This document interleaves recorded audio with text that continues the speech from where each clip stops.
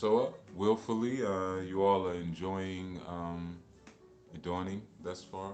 We're now approaching into, of course, the afternoon space, and wanted to get into something necessary for the time. Of course, you know it's our first month Sabbath cipher, and usually excuse me, first of the month, and that one typically we do public, at least some of it, and then the rest we finish up in private. But I'm building on the Tao today, and it's a subject that I want to get into because we're at a time right now with external changes, and there's a lot circulating around us that are kind of pulling and vying for our energy and our focus. And one of the difficult things in times like that is to try to figure out, should I fight? Should I stand? Thank you, Madam Kashia. Should I stand firm in what I'm doing? Should I employ more flexibility, or should I just give up, and allow a certain level of annihilation to happen and completely allow the ego to collapse, if you will, right? So different things are required at different times. There's never uh, one tactic or one strategy that we would use throughout the situation. That's just not the way life works. That's just not the way things operate. So let's get right into it for a brief session, if you will. The Tao, right? Uh, Lao Tzu gave us something really profound in giving us the Tao, or the not giving us the Tao per se, but giving us an interpretation of the Tao or the way, right? And one of the profound things about it is the simplicity of it all, right? And the customization, what one would call the way, or the Tao. And there is a time for all of us that we all must find our Tao, and our Tao may change, our way may change, our road may change, our path, may change, and we all have different places we're trying to travel through to get to the same destination. Very similar. Last night we had a Shima meeting, and the brothers were speaking about conflict on the Anu Life Global channel. And one of the things that I had kind of put in the chat, or I guess the comment, it's chats, right? Put in the chat was that one of the first things to keep in mind when you're going through a conflict, or you're confronting a conflict, is that ultimately you're both, or if it's multiple people, you're trying to get to the same exact space. It's just that you have different perceptions. You have different paths that you want to take. But if you weren't trying to get to the same location, there'd be no conflict. You go your way, I go my way, and the two would never intersect again, right? So that's an important understanding when you start to deal with Taoism or Taoism. That ultimately the the search and the journey is to lead you and maybe others in a similar place. You know, universally we all want peace, right? So we all want peace, and if that's the case, then that would be the destination. Now, how do we arrive at peace? Some would say through war. Some would say through passiveness. Some would say through disengagement. Some would say maybe through communication and direct confrontation. We'd all have our different proposed solutions to arrive at a place of peace, right? But ultimately, that's where we're trying to get to.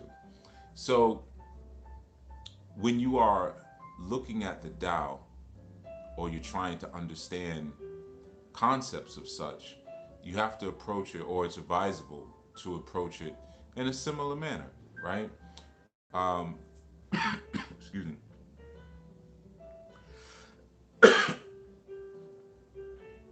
drank some water first. So that becomes the challenge with religion, right? In particular, the way religion is typically engaged in the West, right? And I also don't want to say the West, but because that mindset is global now, and the mindset is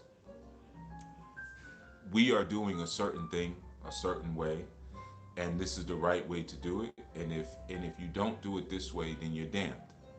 So it becomes a battle of good versus evil, or the clean versus the unclean, or the adherent versus the infidel, right?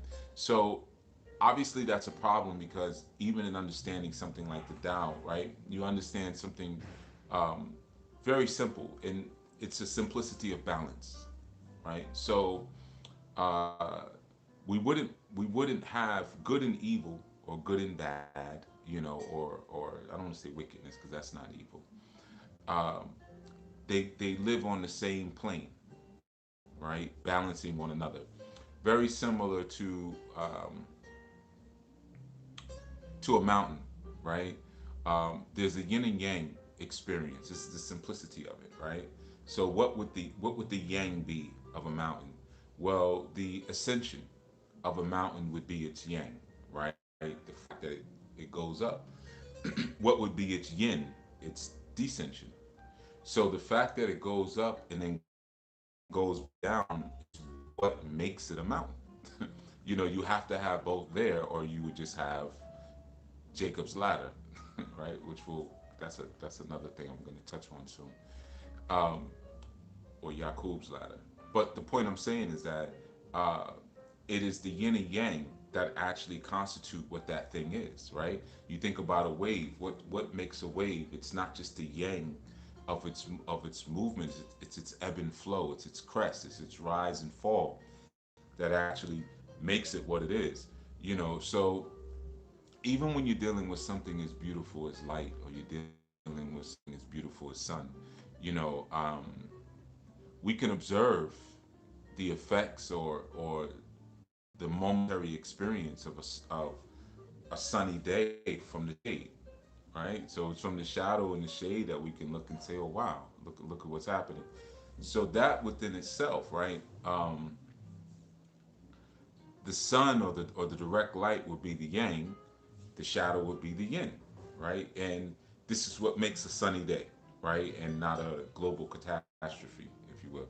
So you start to understand, like I said, from a very simplistic perspective when you're dealing with the Tao, that balance or that yin and yang is necessary in order to create what it is that you're observing. So in a real simple sense,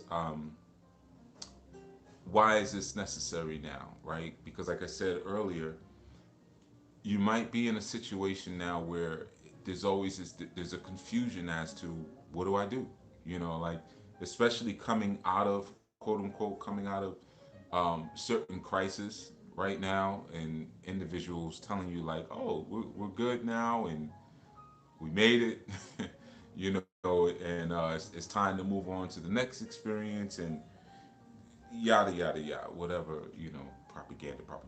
propaganda. And you may, as one who may have a bit of conscious awareness, may say, I don't know, I don't know if I'm feeling that. I tell you a very interesting, not interesting, but funny thing happened to me yesterday. So I was walking somewhere, and two individuals approached me and asked me if I wanted a free map, and I said, no, I'm good, thank you. Um, didn't have one on, and then asked if I had a needle put in me, right? I'm avoiding certain language, but I think you all are smart enough. And I said, no, no, that's not what I've done, right? And it's like, well, you mind if I ask? Don't worry, I'm not recording you.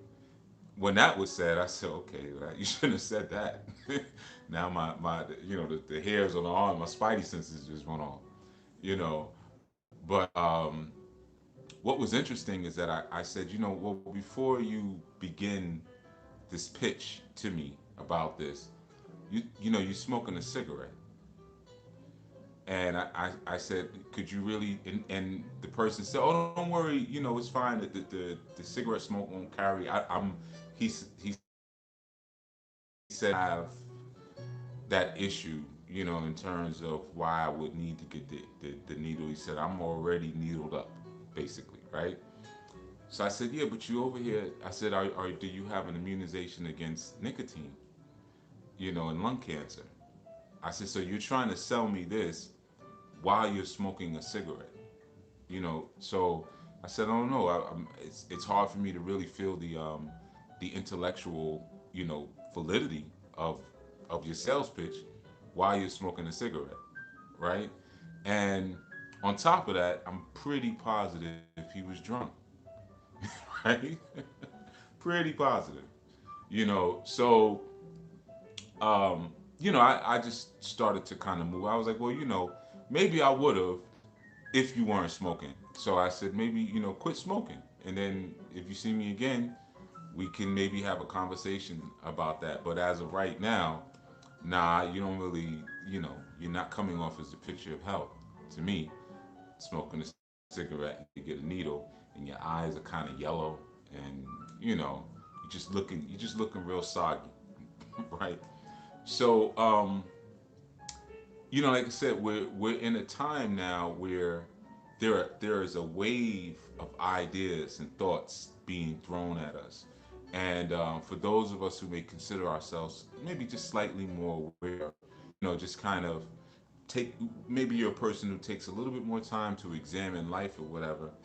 Um, you may be seeing that certain things are not necessarily adding up, and you may not know the force, the artificial force, the artificial frequency, as opposed to the natural wave, right? So when we're dealing with the Tao, we're dealing with the natural wave. There was a there was a quote. Not here's a quote, but it's a scene. A lot of times when they show Bruce Lee, there's an interview that they show with him. It's in black and white, and he's sitting at a desk with someone, and when he says, the piece, you have to be like water, you have to be like water, you know, and a lot of people they oftentimes they play that interview, but that's actually an old Taoist quote, Mizuni kokoro, and that means the mind is water, right? So that's kind of where he was pulling from. Yeah, be like water, my friend. But it's actually from that saying, which is something we say in martial arts. But Taoism and the fighting sciences are very, they're one. You could say they're very closely connected, right? But the concept of that of being like water is understanding the wave, right? Understanding which way the wave is going, because a lot of times we have this challenge where we don't know where to pull strength or where to gather strength from, right? So let's say, for instance, um, you're in a boat, and you get this from Ika Meiji, from the sacred Odu Ifa, but in a boat, you are utilizing the current in order to get where it is that you need to go. And when you work against the current, you have to utilize your own strength, right? But once you learn to work with the current, then you have the strength of the entire body of water with you, right? It's a very spiritually ingenious science. Whether you're speaking about gliding across air current, or you're speaking about sailing. It's very ingenious, because you have sailors who can use opposing wind currents to drive themselves forward into the opposition by the use of the rudder and by the use of the angulation of the actual sails. So you have something pushing against you, and it's like a keto, and you're using the force of what's coming against you in order to go deeper into it. you know. So that's an understanding of the Tao. That's an understanding of the road. That's the understanding of the way, right? Or the path. And you know, the full title that we would usually use is the Tao Te Ching, right? Or the Tao Te Ching. Some people just say the Tao, the way, but the Jing is also very important because in the Jing is where you receive the virtue of it all, you know, and virtue is the most important part when it comes to your way. And I said your purposely, right? Because when you're dealing with the Tao Te Ching and you're dealing with virtue, the whole science and the whole point is for you to maximize the fullness of what you're supposed to be. And I know it sounds very simple, but let's take a whale, right? Um, the virtue and the harmony of a whale is being totally what a whale is, whatever that is, right? Or a tree, to be totally what a tree is. Now, how does a tree be a tree? We don't know. Nobody really knows. I mean, we can look at the science of some of its nature and its faculties and its functions, but you know, why did a tree come forth in the very beginning, right?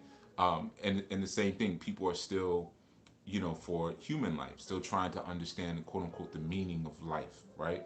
But ultimately, the way and the virtue of it is to be the fullness of what you are supposed to be as that human. So that's why I said, or that being, right? Either whether you're a human or a being, you still have to um, discover your virtue. And discovering your virtue is discovering your way. It's discovering your path. You know, it's just like in the arts, and it's like a religious thing. People will tell you, um, you know, this art is better than that art, or you can't put a jiu-jitsu person against a tai chi person, or you can't put a Wing Chun person, you know, against a Goju Ryu person, or, you know, or a kung fu person against a karate person, or a boxer against a grappler. You know, it just it goes on and on and on and on and on and on. And the whole purpose of learning how to fight is so that you don't have to fight, right? That's the purpose. You know, you're learning a deeper level and spirit of flexibility. You see, um, and the flexibility is an internal flexibility. You know, when you're young and you don't really know, you use a lot of muscle, right? And you're using a lot of muscle and strength to make things happen. And then as you get older, you learn to use more tendons, you know, and your strength and your chi or your ashe extends outwards from your tendons, right?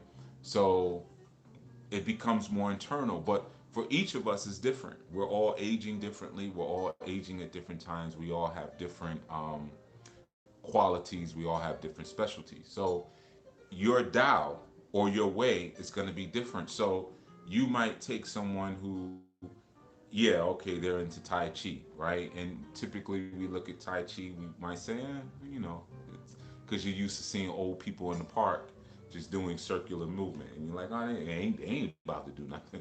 But if that is that person's Tao, you could take the most ferocious, you know, Krav Maga combatant, and that Tai Chi person will beat them up and down the park because they have found their Tao. Now, this is the sacred, truly the sacred science of alchemy. You know, this is what alchemy really is when you learn to transmutate, but you're transmutating based upon your own frequency matrix and matrix grid, and you're learning how to ride the wave the way you ride the wave, right? So oftentimes we fight against the wave, right? The wave comes and, you know, maybe through ego, maybe through arrogance, maybe through just not knowing, you know, it's going this way and we want to go that way, right? And there is a way to use this force to go that way, or to say, okay, well, the water's doing this, but what is the wind doing? And maybe the wind can send me like this on a diagonal and I can still come across it. But But ultimately, the collective way, or the correct collective Tao, or the collective road, takes you into a space where you're moving without trying. When you hear things like do without doing, or living an effortless life, or just receiving without striving for or reaching for, that's what it's speaking about. Now I'll give you easy examples for this, so to maybe make it, because sometimes that could be a little confusing. Do without doing, what do you mean? How would I do something but not do something? It's very similar to the treatment that we give children, right? um, and there's an artificial doing without doing that we accept, because sometimes of our own programming. um, Sometimes we are quick to tell children what we have done for them and why they should love us because what we have done, right? Whereas their love for us should be something that, or could be something that's so automatic that they don't have to think about it, nor do they have to be emotionally guilted into doing it. You see, so that's like a form of you're wanting to receive something, and you're expecting somebody to give something without you having to engage them in any sort of transaction. um, it's a form of that, right? So I'll give you some other examples of it. um, in a healthier sense, you ever been somewhere and you're wearing something? It could be your shoes, it could be your pants, or your skirt, dress, whatever, and you're constantly adjusting yourself, right? Or sometimes you see people who are having some challenges with their weight. Every time they sit down, they do this with their shirt. They're always adjusting to get their, to get things to kind of fit in a way where they feel more comfortable, right? Um, that is a sign of either you're wearing something that is improperly made, or you may be wearing something that doesn't fit properly. Now that's an important thing, right? Just go with the ride, go down the road with me, because in in the Tao you have this concept of uh, mindlessness, mindlessness and heartlessness, right? Now I know most of the time when we hear terms like that, it has a negative connotation, right? Because you have brainlessness, like Biggie Small said, witches I like them brainless, guns I like them stainless steel, right? So you have to first understand that there's a stark difference between being brainless and being mindless, right? So to be mindless means to be empty in the head. So I know without knowing, you know, I am not focused on the mentation and the cerebration and all of the analyzation and calculation to do what it is that I need to do. I just am in a flow where I'm doing it anyway, right? So it's the same thing with the clothes. When you are wearing something that is uncomfortable, or you're constantly adjusting your belt or your collar, whatever it is, then you become aware of it, right? And because it's uncomfortable and because it's a non-fit to your structure, it now brings itself to your awareness. Okay, so it's the same thing with your thinking, with your living, with your body. When you find yourself consistently aware of a particular thing, it's because that it's a non-fit to your life. It's a non-fit to your journey, right? Um, Whether that's something on your body, it could be, my feet always hurt, or I don't know. I always have a soreness in my wrist when I'm typing, or this, that, whatever it is. It could be a person, that is always doing things that bring them to your attention. You know, that is a sign that this is an individual that is either improperly constructed, or what I've placed into my life is improperly constructed. A great example of that is marriage. People often tell you marriage is work, marriage is hard work. It's hard work when it's improperly constructed. It's hard work when it's not a right fit. Because consider this, and I know I've had this with my own children, there's times I may be indoors for hours, right? I'm working on something, and I go to a bathroom or something, and there's a light on under the door, and I'm reaching for something. I'm like, who's in there? And one of my youth might be like, "Oh, it's me, Baba. How long you been here?" "I've been here all day." I didn't even know you were in the house, right? Because we fit well. So we're able to be around each other and not necessarily have to constantly be aware of each other, because we're rolling and riding within the same frequency. You see, you find out a lot of times in relationships, when you constantly have to force artificial conversation, or um, sometimes you are dating people or you're married to people, you know, who have only conjoined with you for your potential of entertainment. You know, um, they'll even say things like "impress me," or say something funny, or "you should at least be interesting," or something. This is a person who wants to be entertained, right? And eventually, you're gonna run out of jokes. You're gonna not be funny one day, or you're not gonna be interesting one day. You're gonna run out of adventures, and then you're gonna see that this is really not a proper fit. Because this person has demanded that I'm constantly being brought to their awareness. We can't sit in a room together and both do our thing and forget each other, right? So we are not within the same dial. We are not within the same road. We are not within the same frequency. Those who you are on the road with, you need not entertain one another.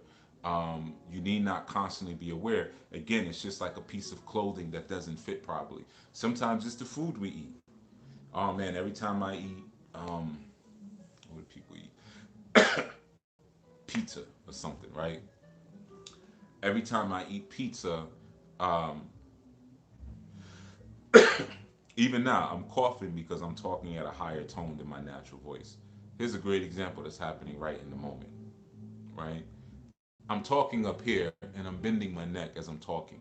So as a result, I'm stretching out my vocal cords, and it's making me cough instead of talking down here, which is actually, now I'm relaxed. This is my natural speaking voice. But when I'm speaking on YouTube, or just speaking through any digital format, because there's a lack of feedback, you tend to speak a little louder, and you tend to be, for me, I tend to take the tone of my voice up a couple of notches, just maybe 3 or 4 notes instead of my actual thing, which is scary. If you think about it, because imagine if you're on a date with someone, female, and she's talking to you, and the whole time she's talking to you, she's like this, and then when it comes late night and you get ready to drop her off, and then she's like, "All right, I had a wonderful time with you tonight." Wait a minute.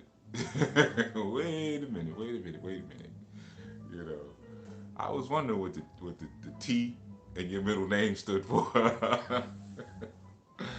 Yeah, what was it? What's the T stand for? TS. What's TS mean?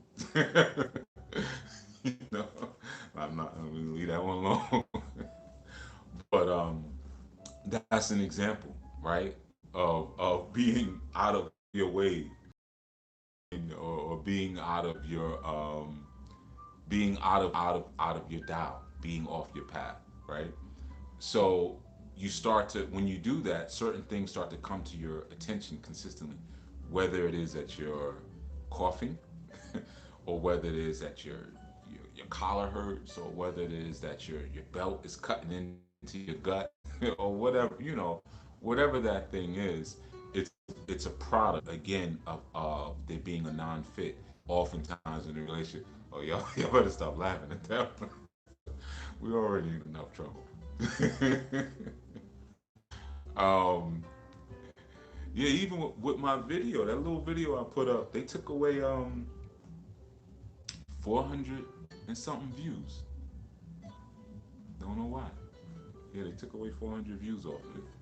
You know, so you come up with a new account name. I guess you put your name in it, they're gonna find you. You're like, oh, just because you put a music behind it, we know it's you. Get them.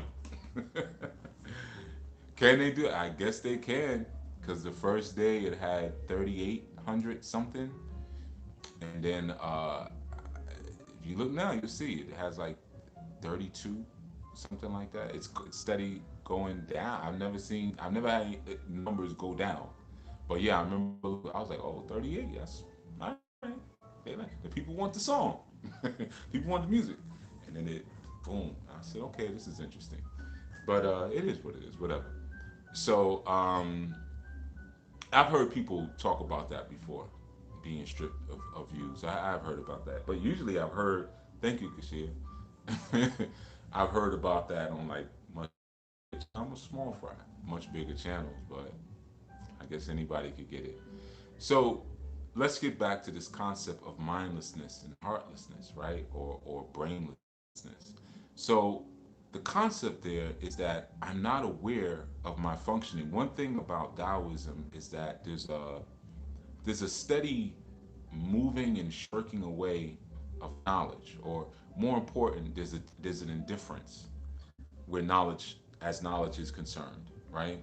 And I know that's for a lot of people who are consciously aware, that's like crazy because we live and we feed and we fuel ourselves from knowledge, and we build whatever we build, our entire existence from knowledge, But the thing about the Tao is that the only knowledge that is pertinent, or that is crucial and critical, is the Tao, is the way. Now, you just consider that for a second. Let's just take it for a second. We just say the way of virtue, right?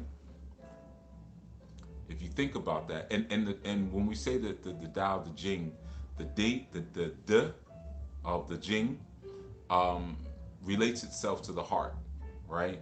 And so when we're speaking about the heart in Taoism, we're speaking about where intelligence occurs, very similar to the Kemetic value, very similar to the Vedanta. If anybody has ever dealt with that form as well, um, you're dealing with the concept of an intelligence. So it's like the way of the virtue, of the intelligence of virtue. So you consider how much time we have spent, or end up spending a lot of times doing things that have nothing to do with what we're supposed to be. And if we could only focus on the purpose of our virtue of our purpose from birth to going forward, then we would be acting outside of a lot of celebration or cerebral activity. We would be acting outside of a lot of thought because we would be acting more in our wave.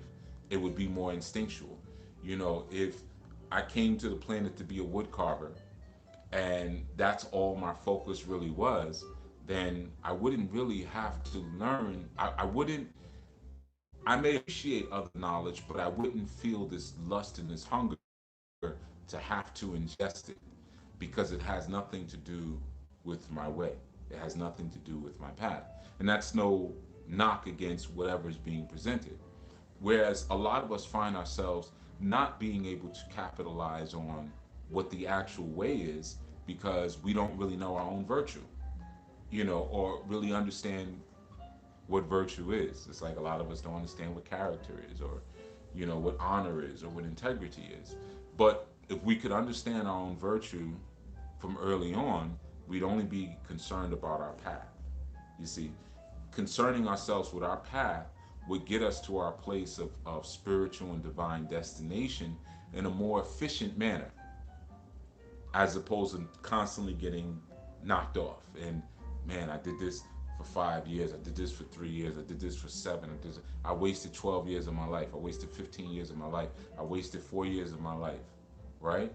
So many of us have those kind of stories because we haven't really understood or taken the time to understand virtue. But one of the things you start to look at, well, what is it that I can do without doing? Right? What is mindless for me?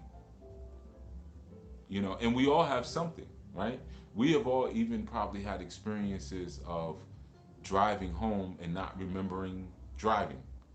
and just pulling up in the driveway and like, oh, songs off, you know, or maybe we're so caught up in a speech or a podcast or something, or just in our own thoughts, right?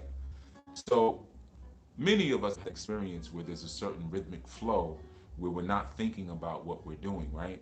Doing without doing, right? So oftentimes those are the things that penalize for the most as youth, right? I can't tell you how many report cards, you know, they used to have back in the days, they had the little comment section. You know, they did all the report cards, and the comments, it was always the same thing. Respectful, but daydreams too much.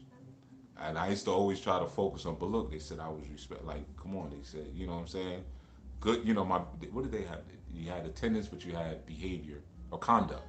Conduct was always straight, but they all said the same. He stares out the window. He daydreams too much. Yeah. And I wasn't dreaming. I was going through the channels. I was going through the chambers, right? Because what you talking about is this. I already know that, you know. So there's an internal journey that the Tao seeks to urge inside of the individual. And oftentimes, children start this internal journey and then we yank them out of it. There are so many things that they do from a state of bliss without thinking, right? Whether it's talking to themselves, whether it's the way they play, you know, whether it's the way they will draw a picture or something like that. And they just get so lost into the activity because the moment is extremely valuable to them, you know, and their ability to bring themselves to the moment is the Tao, right? Because the reality of it, and this is why it brings so much pain later on in life, is that when you finally find yourself inside of flow or the frequency of the Tao, you come to a particular realization, and that realization is that it's an inescapable energy. You can't escape the Tao. It's all over you. It's in everything. It's outside of everything, right? So it's like being in that pool of water. It's been there the whole time. You you've just been foolishly zigzagging and doggy paddling and fighting against the current, but it was there anyway, right? So sometimes we wake up at 40, 60, 70, 80, and we're like, man, you know, I knew this when I was younger, or why didn't I just go and do this? Or, you know, you think about those deathbed, uh, you know, regrets. And, you know, people say you should never have regrets, but that's a pretty silly statement. Everybody has regrets. That's the way life works. You know, you're not gonna look back on everything and say, "Well, I'm glad because it brought me here." Some places you don't want to be in. You're trying to get yourself out of. Regrets are a part of life, right? Um, but the thing about it is that you might look at certain things and say, you know what? Let's take Steve Jobs, right? He died pretty young. With all that he was able to do and all that he might have invented, he might have just been like, yo, you know what? I could have still been with my family, could have seen my grandchildren grow up. I would have just been cool, you know, running a little cell phone repair shop somewhere in San Francisco out of a basement, you know, if I could have seen my family grow up, right? Because maybe at the end of the day, that's the part that I actually loved. And I allowed that to be snatched because I started fighting against the wave. As soon as I started feeling the power of the wave, I didn't understand that the wave doesn't mean predestination. Just because I'm riding a wave doesn't mean I have to go exactly in one direction. The value of the wave is now that I can guide my path because I have what? The force of the wave behind me, as opposed to me working. I can have a wave coming this way and I can still go here.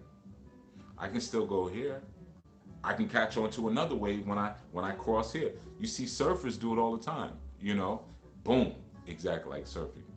Boom, and now I'm over here. I'm on another wave. You see, as opposed to trying to fight the global current or the universal current. You know, so like the story I shared with about the guy smoking in my face and telling me how important it is, because he said what triggers when he said health. He said, "Well, you know, you gotta be healthy," and I'm like, man, like, and I'm looking at him and I'm like, I know this guy's younger than me. I can tell, right? But I look younger than him. Like, I know, like, I'm looking, I'm like, yeah, he can't be any older than maybe 28, 29. And eyes all yellow, face all, you know, greasy and just I'm looking at his pores and looking at the gunk oozed out. I'm sizing him. He's smoking. His fingernails had you can see he had a calcium deficiency because he had white lines on his fingernails, and I'm just looking. And I'm like, I'm probably old enough to be your pops, but I look younger than you, and you telling me about health, right? You against your own wave, and you don't even know it, you know. Um, so there's a sustaining because the truth is, when you finally learn to walk your path, life is eternal because the path itself is life. You see, and when we go through our experience, a lot of times we're fighting against it. Sometimes through the way that we claim what life is. Oh, my life sucks. We use terms like that, My life is rough. My life has been hard. This or that. Well, that's the current you've chosen. Bottom line, that's the current you've chosen. You know, um, but when you start to learn, and a lot of times we learn it as we get older because, like I said, we don't have the strength that we used to have. Our situations change physically. Even some of the mental strength that we used to have, and we start to learn what I call the long game. I mean, I didn't come up with that term, but I use that term a lot. I've I'm good at the long game. I wait. I wait. Um, there's a saying that they say revenge is a dish best served cold, and I really enjoyed the understanding of that as I got older. Like, yeah, you got time. Just wait. Just wait. It is best served cold. You know. Um, so you start to learn the value of seeing the waves, timing. It's like double dutch, or I guess jump rope. I don't know if still call it double dutch, but you see them girls and they be seeing when they're gonna jump in the rope, and then they jump in, then they jump out, and the rope never hits them in the head, and the two girls they doing this and they singing, at the same time. I'm going down, down, baby, you're in the Range Rover, while they doing the double dutch and all that, you know. So there's a certain value when you start to learn timing, you start to learn rhythm, right? And when you're learning timing and rhythm, and you're learning how to really tune in the frequency, you're learning the science of eternal life. You see, that's what eternal life actually is, because the Tao is forever. You shorten your experience through fighting against it and trying to use something that's temporal, strength and thinking, brain strength, physical strength. That fades, and it's your ability of flexibility. In any art or sport, what separates, I can tell you from fighting arts, what separates the greats from the mediocres is flexibility. You see, that's it. Not great strength, not even great speed. Accuracy is great, sure, but flexibility is everything. Flexibility will win the fight every single time. Go back and look at fights Muhammad Ali.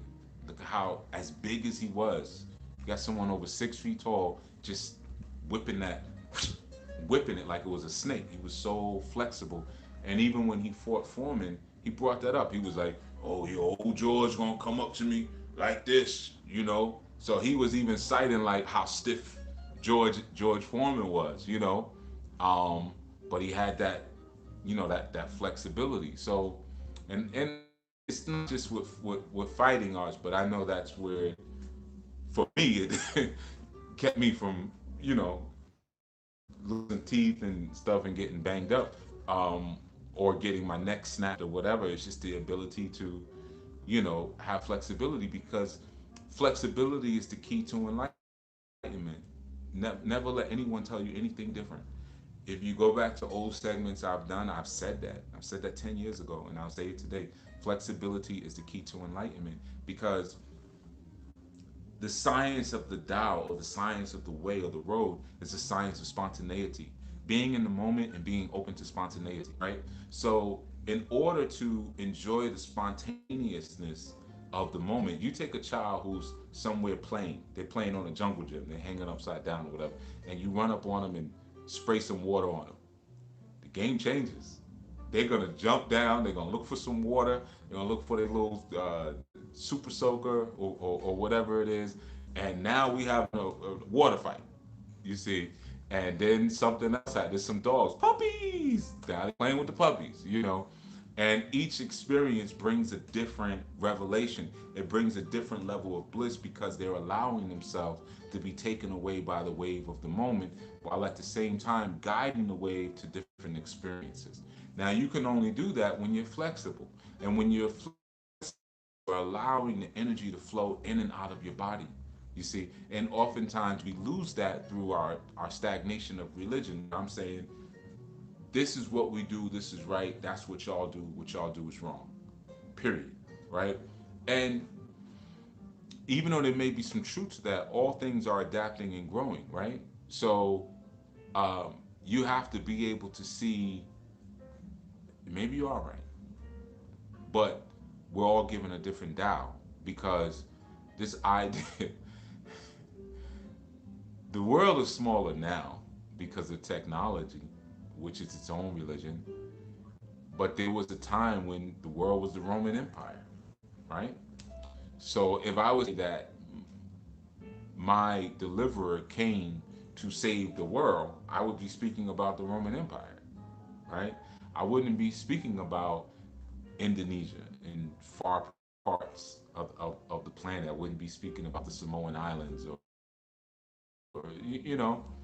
So what might they have? Well, they may have another Messiah who shows them a path, who says, I am the way, the truth, and the light. I am the way, Tarek. And when we deal with Sufism, you have the geometric configuration of Tarek, which means the road, right?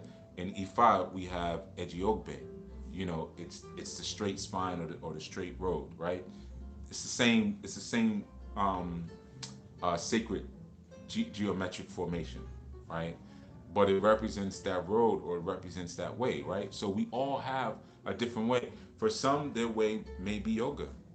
For some, it may be Aikido, and then for others, it may be Taoism. For others, it may be Buddhism. It may be this, depending on um, who your messianic energy that has been appointed to you actually is. It's so hard to imagine that there may be more than one. We all get pulled out differently, because we all have different Tao. And then the beauty is when the Tao changes, and then it starts the higher you ascend, the road begins to narrow into one. And you looking over and you're saying, I didn't think you was gonna be here. And we don't even speak the same language. And how'd you get here? This is the Tao. So there is a great value in understanding where the wave is going. And that's why I gave the story earlier about the smoking, you know, paraphysician who was telling me that I need to make sure I'm healthy and so forth and so on. What he doesn't realize, and what many others may not realize, is that I'm not one who goes against the grain, you know, and there is the spiritual and divine grain, and then there's the artificial human grain, right? And you have to be able to see the difference. Like, if you can see the difference between a real piece of wood and formica, you might have a little bit of trouble. Now, I understand you might look at cubic zirconium, and you might look at, some that's fugazi, and you might look at an S1 diamond, and like, I don't know. you that may be a little bit more difficult, but the more you train your eyes, um, the more you can become aware of what doesn't fit into the proper environment. So if I'm in a natural environment, and I'm moving within a natural wave, And then you tell me, you come along and say, hey, I can put this little thin piece of metal into you and squirt some juice, a cocktail into you. I know if it's a fit or not. Okay, I feel you, but that's not my fit. Thank you though, appreciate it, but that's not my fit, right? Because now you're gonna force me to go against the grain, and I'm gonna ruin the I'm gonna ruin the carpentry. I'm gonna ruin what I'm working on here. You see, carpentry is another very deep science when you start dealing with the Masonic principles of actually being a carpenter, what that really means. Working with angles and working with different textures, and again, the grain. People try to guilt you out of that idea. Oh, you're going against the grain, or this or that, or you got to really understand what the grain is. The grain is natural, and if you ever look at grain, it's natural and unpredictable. It's not pinstripes. It's here and there, and then there's a knot, which show that you had a problem at one point, but you got through it. Congratulations. Kept going. Okay. So if we learn to go with the grain of the cosmos, we extend our experience. That is what everlasting life is, right? And we're being coerced out of our connection to the grain. We're being coerced out of our connection to rhythm and sound and taste and melody, and we're being brought into this artificial experience. And you have to open up your eyes to be able to see all of the different ways that that's being infused into your world, right? Sometimes we look at certain things and we never imagine that they could be a part of a greater conspiracy, because we just say that has nothing to do with anything. You're reaching is a term that we use, but you have to be able to connect those dots, and to be able to see, years ago, when the whole shaming um, movement started to come forth, I knew that it was an entrance to uh, this new this new sexual revolution, if you will. I knew that's what it was. Back then, I saw it. I said, okay, so now what you're doing is you're telling me that I'm supposed to accept a certain body style that I naturally find unacceptable, but I should accept it. It's the right thing to do. And by me accepting that, then now you can introduce other things to me because I have already now gone against my grain, right? So, and this is a very important thing, especially for married couples, right? The heart wants what the heart wants, right? We hear that phrase sometimes. The heart wants what the heart wants. And there's a phrase that I've often said, to my young wolves, you know, I'll say it in a sterilized way. The penis wants what the penis wants, right? And also the vagina wants what the vagina wants. I can't control what excites my staff. I don't really have any control over that, right? So you can put all the social programming in front of me, and hey, so what's up, buddy? What we doing? And nah, I'll pass. He'll be sitting like, nope, next. Or what they do? They got the he's swiping left. you know, swipe left. No, no, swipe left. Oh, okay, swipe right. So so that has to do with what you might try to do to this. You see, but we're in an experience now where people are trying to get you to go against that naturalness. You see, and to tell you, well, this is what you should find acceptable. This is what you should find arousing, even on a primal sense, right? And if you ingest enough of that, then eventually, where the mind goes, the body follows, right? So if you continue to allow your mind to be pushed out of a natural space, then now anything can be put in front of you, right? So you might put someone in front of me. I consider them to be cyborgs. That's how I look at it. That's cybernetics. If you went to the Dominican Republic, or you went to Brazil, or you went to Miami, and you came back with a bunch of plastic, right? Uh, that's to me that's cybernetics. We are now getting into the infusion of man and machine at this point, right? Or woman and machine, either one. I'm not particularly turned on by somebody who tapes a blender or a toaster to them. I don't find that arousing. You see, um, but you can keep throwing it in front of me, and then of course over time the cybernetics will improve. Because right now I think we're pretty much in the very. We have to admit that many things are in the infancy stage as it pertains to that. Um, People get their faces done; they all look like lions, especially when they cry, and they get that. They all have that same look when they're crying. Um, the behind still, they haven't gotten that thing right yet. It still looks like a Barbie doll with a butt, so they can't get the hips right. It's weird. And then the chest is hard. So it's still, we have to admit, yeah, this is still pretty much in its infancy stage. But there'll come a time when they'll get more advanced with it, right? So will you be able to trick my nature then? And you have to understand that when you're dealing with the brain, the brain wants to take everything that's divine and flip it on its side or flip it upside down. So the divine gives you something, and the brain slash Satan says, okay, as a it used to do this, like the Italians used to do that, as a way to kind of thumb the person off who you're upset with. I'm going to do the opposite, right? I was talking to a good brother of mine the other day about that. He went through a divorce and he was sharing that, you know, when we were together, man, my ex never gave our child like McDonald's and stuff like that. But now that's like the first thing she goes for. And I said, yeah. And he was like, she was just keeping up a front for me. I said, nah, she wasn't keeping up a front. Like, she knows it's not healthy. But now that there's been a rebellion in heaven, she would rather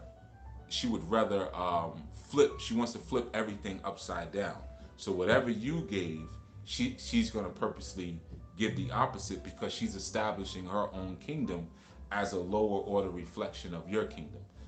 Like if you look at the Taj Mahal, you always see that famous picture when you look in the garden and you see the reflection of the Taj Mahal on the water of the garden. The architects, they did that on purpose. And you see the palace on the water. So you have one going up and you have one going down, right? So it's bizarro. It's like bizarro Superman. Like, it's got to be the opposite of whatever it is that you created, right? So if you're functioning from your divine nature, you will quickly see, mm-mm, nah, that's the opposite of what I am. So even when you come to me and you say, hey, I got this needle for you, dog, you see how big and strong I am? I don't need that. You need that. I'm looking at, he's smoking, and I'm towering over him. And he's smoking a cigarette, just looking sloppy. In your world, you might need that. You might need it. You hold on to that. My world, I don't need that. I'm built different, right? So if enough time goes by, like the most honorable Elijah Muhammad said, your environment will always beat you out over your nature. So I may be aware of my nature. I'm big, strong, man. I'm healthy. I ain't got no conditions. I got nothing. I'm good, you know. But the environment is telling me something different. The environment is infusing a certain level of concern, right? I've shared this before, even with like crib death, which is not common among certain groups of people, but with other groups of people is a lot more common. But as a result, all of us under that level of social engineering, when we first have a baby, we're constantly walking over to the crib to check on it, see if it's still breathing, right? Even though that's not actually our thing. But if you want to control a person, you give them your fears. How do you do that? You give them your brain. Now you're thinking like me, so you'll have the same isms that I have. You'll fight for the same things that I'll fight for. You'll use terms like we when you shouldn't. Yeah, we went and we invaded and we went to war, and yeah, they won our. You see, gave our brain. You see, so it's the same thing. pertains to the wave, when you're clear on the road, when you're clear on the dial, and you're clear on your path, it becomes very difficult for others to come along and say, make this left, make this right, or turn around and go against the wave. You see? Now, because they may not have the ability, remember it's all around us, but they may not have the ability to breathe that in. They may not even feel the wave. You know, Oftentimes we deal with this in music. We call it the pocket. And there's nothing worse with playing with people who can't feel the pocket. And what that, not feel, FILL. I know certain things I pronounce all the same. But you might be playing something and you hit a certain stride, right? As a group of musicians, let's just say. You hit a certain stride and it's like, all right, this is sounding good, this is feeling good. And then you'll have someone who just can't hear it. There was a guy I used to work with like that years ago. His name was Dwayne. I remember his first and last name, but I'm not gonna do that to him. And he was a guitar player. And he used to come and sometimes play with a group that I was in, and the sister who was like lead singer of the group, this was her boyfriend, right? So, but he sucked. He completely sucked, and a lot of times we'd be playing and we rock it. We got something that sounds right, and here comes Dwayne, and then he would crank his stuff up, and she'd look over to him. She's like, "Play that thing, baby," and then he just would start playing off notes, and he had no rhythm. It was just a whole bad scene. And I know Dwayne. When you hear that name, there's a certain image that comes into your mind because of the name. Certain names. It's like, oh, Malik, Rashawn, Tyrell. This it's not the image that you're thinking. I'm not gonna say anything, but I'm gonna let you figure it out. It's the opposite of what you're thinking. And I mean that's no shade because I've worked with that crew too, that group, and I've worked with some of them that are dope. You know what I mean? But he got the curse. It didn't skip him. The curse of no rhythm.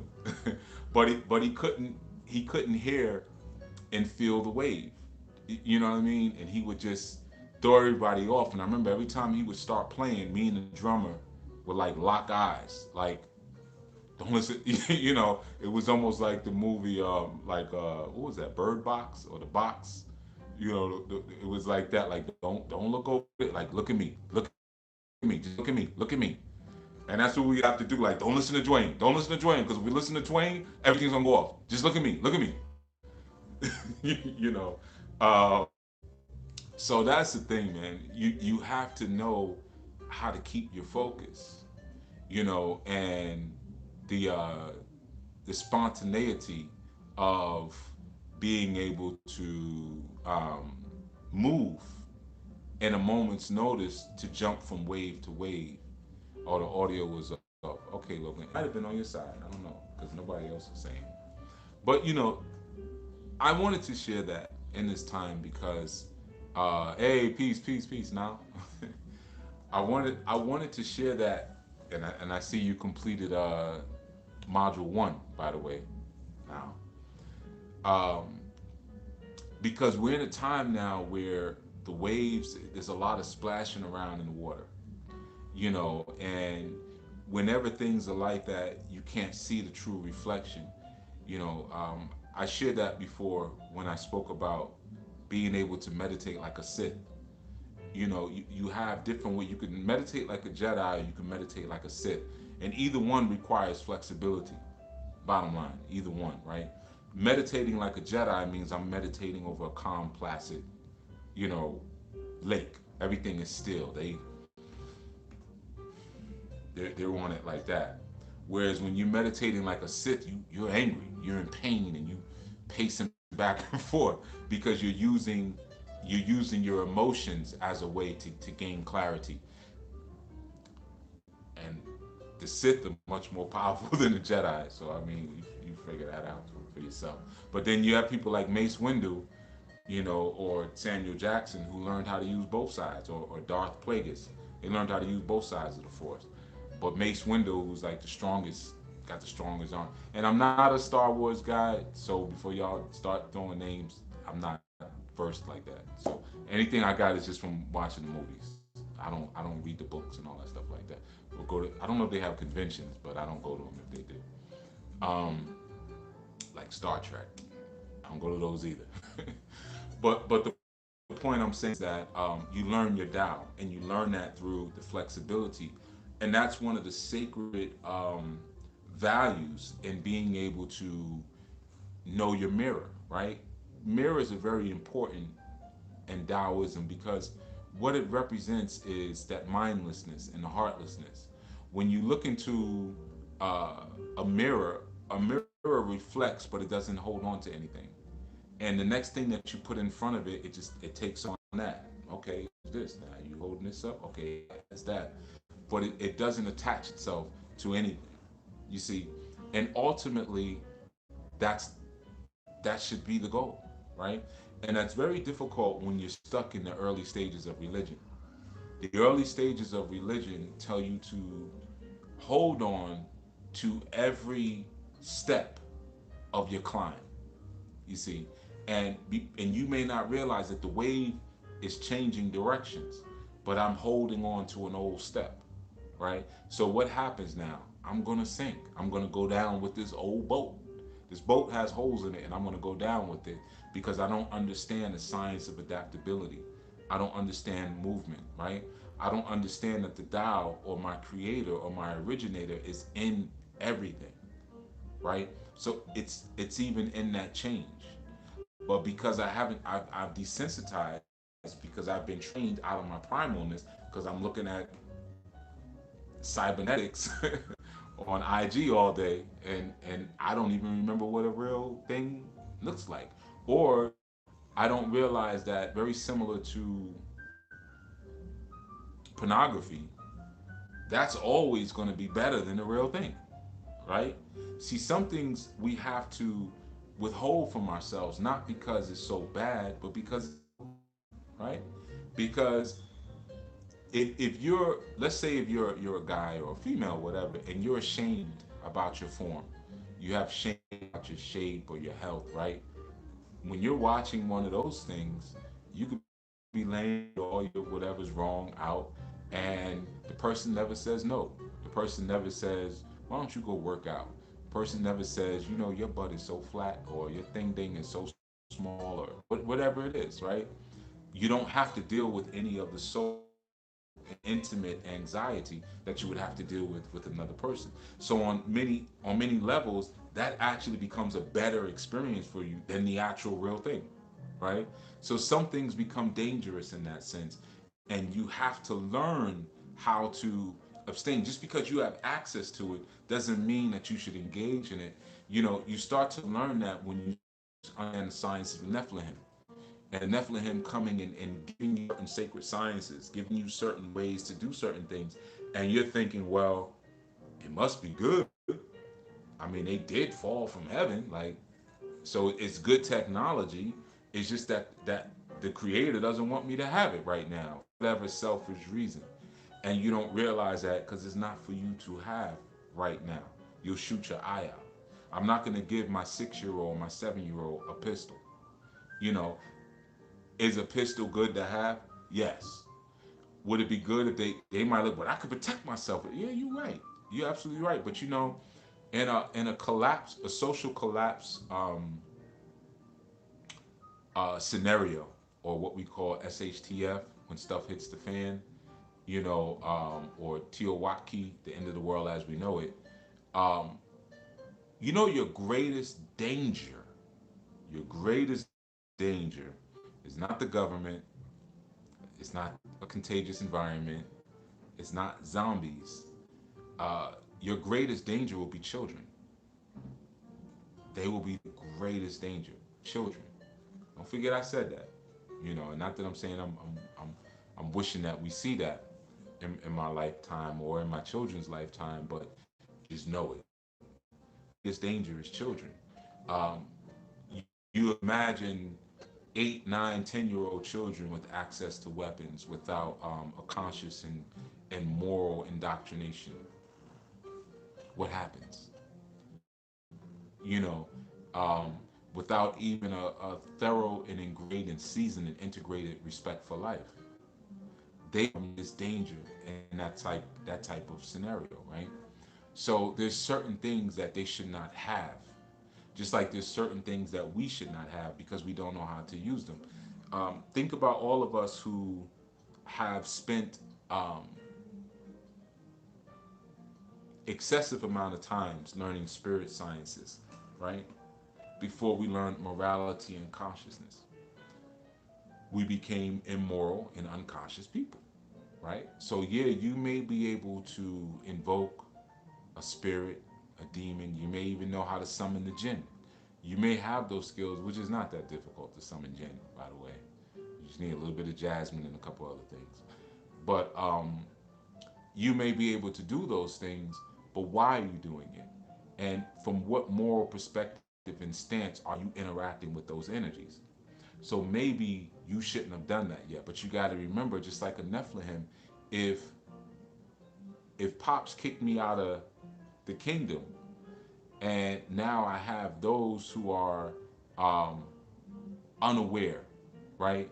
And they are the greatest reflection of Pops, because they are Pops in this environment. They are the Emmanuel in this environment. I'm gonna get back at them, because I can't go back there and get back at them, but I'm gonna get back at them here.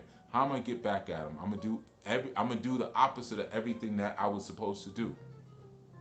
You see, so I know they may have a lust for ambition. They may have a lust for knowledge. They may have a lust for success. I'm going to feed all of that because all of that exists here in their satanic realm. I'm going to feed their satanic realm. I'm not going to speak to them about virtue. That's not even going to come up. People don't even use those words. Even if you go to church, nobody uses the word virtue. They may say a virtuous woman, right, in passing, but they don't use it. They speak about success, abundance, prosperity. You see, all these things that are striving within the air, because the prince of the air is what's putting on it. I could be successful. I could be prosperous. I could have abundance. How about I could have honor? I could have virtue. I could have integrity. I could have respect. When's the last time you heard somebody on TV talking about that? You see, that tells you right there who's talking. That tells you no one's talking about, even when you go to school, no one's talking about education from a virtuous perspective. What are you here for? Not here in this building, but what are you here on this earth for? And how can we bring the best of that forward? Because if we brought the best of that forward, it would be like what was Infinity War? I think with Avengers when half of them disappeared. It'd be like that. People will get caught up because they fulfilled purpose. I'm out. I'm done. You see. Right now is a time of great purging, and this is why I'm speaking to you about the Tao. This is why I'm speaking to you about the way. Right. I was um I was having some meditation time 2 nights ago, just on some of my close family members who have transitioned in the last year to two, right? And as I'm sitting there meditating, I get a call. My cousin just OD'd, and died, right? And I'm just sitting here like, almost just checking. All right, another one. I'm checking them off, right? And I'm not gonna get into because it's a sad story. She was young, 5 month-year-old baby, just had a baby, has three children. And it's just a sweet little sweetheart too. She was so sweet, but she got caught up. She got caught up for a little while, and the results were disastrous, right? Um, but the thing is about that, I'm looking at that and I'm saying, yeah, people can't feel the wave. They don't know out now. You pass the test. You ever had those experiences? I'm sure you have. where someone is testing you, you pass the test, and they don't know when to like stop. Now is the time to stop. Like I got this already. I had well, we still friends. A brother I knew like that back in the days. We still, but I've known him for a long time. And the unit we were with, or the family we was with, he used to always like to say, like when everybody got around, he start talking loud, and he'd be pointing at me. He'd be like, "Yo, I don't trust him. Him, I don't trust." And he used to always do this every time because he used to, he used to say like, "Yo, he ain't got no scars on his face," and because of that, he didn't trust me. Right? He was like, "You ain't got no scars on your face. I don't know if you really ever been in a war, or, whatever, right?" So there were multiple times where I proved that I'm formidable, right? When things got ugly. And he would still come back, "Yo, pretty boy." Then he started calling me pretty boy. "Yo, pretty boy," right? So thank you. I appreciate, the condolences. I'm not even sad. Sometimes when it's like, I mean, I'm sad. I'm the children. You know what I mean? Like the children range. The oldest one is 5. You know what I mean? So it's like all these babies just lost. Um, but thank you though. I appreciate it. The reason why I'm not like sometimes when you get hit with so much death, it's just like you can't even. Your face is just like, "Oh, okay, again, another one. All right, okay." Well, and then you just go through the motions. All right, when's the arrangements? Okay, what do y'all need me to do? What time? What would it be? Okay, all right. You just always just go to the closet and start pulling the clothes out, laying them on the bed. Like sometimes you get hit so much, it's like, all right, let me get my clothes together and let me go online and get a ticket. Yeah, I'm gonna see if I can get out there. It just turns into that after a while. So at this point, there's been so much, and that's what I had been meditating on when I got the call. Right, I was meditating on the purge. I'm like, yeah, the purge is on and popping. Right, like these people, and what I was doing was going through why was this one, why was that one, why was that, and I'm seeing different things where, and I said she OD. You know what I mean? And they were talking about some asthma. I said, there wasn't no damn asthma. Come on, bro. That wasn't asthma. Like, stop. We grown now. And I'm looking at it like, yeah, and I'm not saying this in a way to scare people. Like, you better get right. Time is here. Time to get right. You on the Lord's side. It's not that, but we're in a space now where we have to be honest about the road that we're on, and we have to stop imagining that we have so much time in front of us to continue to play, right? Because there's a crunch that's happening, and there's a crest, that you can either decide to fall underneath it, or you can get on top of it, and that's going to require you to be honest about your condition. You see, in order to increase flexibility, you got to know where your limits are. You know, when I used to train people, like martial arts and things, I never would. You always got to warm up before you fight, spar, whatever. To me, I warm up before and after, and then when people would, I'd be like, when you get home, do some more stretching, right? But I was never one of them people that would stretch you to the point you crying. Like, okay, we're gonna do this. We're gonna stretch your hips. We're gonna bring those hips out, and you like, I can't take. No, we will gradually, and before you know it, you'll be doing splits. Didn't even know. You know what I mean? Um, so it's not a thing of it, but in order for you to do that, you have to know your threshold. Go out this far, and you looking around the floor, and everybody's like this. They up against the wall, and they so far out. They got their whole crotch is flat on the wall. That's not your dial right now. Your dial is this. Don't worry, it will go, and it may never be what that other person's dial is. Don't worry about it. It will be what it is supposed to be for you. You know, and we're at a time now where we have to take that sober assessment more seriously. Where am I really at? Number one, where is it that I'm trying to get to? and let's really start looking at those steps to get there. Every day I should be making a step towards where it is that I say that be, where it is that I say that I need to be. You see, um, getting on the road and not just sitting back and still observing. We still got a lot of observing. You know, they doing this and they doing that, they doing that, going from event to event to event. Everybody, you know, is excited. We opening back up. We gonna do this event. We're gonna have this lecture, and you listen to the same people tell you the same stories. We're gonna keep talking about metaphysics of this, and it's not even real metaphysics. It's a lot of it is pseudo. For all of these different people who was on the science of this and the science of that and the science. I'm not throwing shade to anybody. I'm not, but I'm just telling you like the evolution, science of this, the science of that, the science of that. It'd be great if someone got a degree in chemistry, got a degree in. I mean, those are easy degrees. Biology is like a stupid easy degree. Get a degree in biology. Get a degree in chemistry. Get a degree in neuroscience, right? Because you talking all this science, the science. I'm breaking down the science, or I do numerology. I do number readings.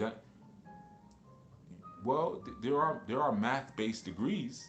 I would love to see you do that so you could. And I understand what you might be saying. Well, I'm going into those schools of miseducation. Yeah, you might be.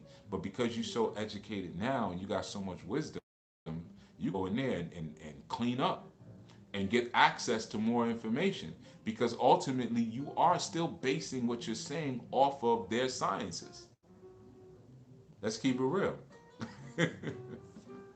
There's a lot of pseudo um, and just contradictory things that individuals are doing, and the way the wave is going now. You even see it with the crisis. You see, there was a lot of pseudo information that ended up having problems, health problems, because they were ingesting pseudo information, stuff that just made no sense whatsoever. I can't tell you how many people I know ended up sitting up in a federal pen because they was listening to certain people about what they could do when they go in court. And one thing I used to say is like, yo, them people telling you that, tell them to come to your next court date with you. Do they not go into court with you, but they'll sit there all day? They'll sell you correction packages and all these different things, but they're not going to let those cameras hit their face. They're not going to walk up into that building and let that judge look at them in the eye and say, who's that person over there with that thing on their head? Who's that? Or who is this sitting next to you? They're not going to let that happen, you see, because that's pseudo information. And I've known people who, next thing you know, they're in a jumpsuit. They're in a jump. Yo, I tried it, da da da da. And before it was that, it was the Masonic stuff.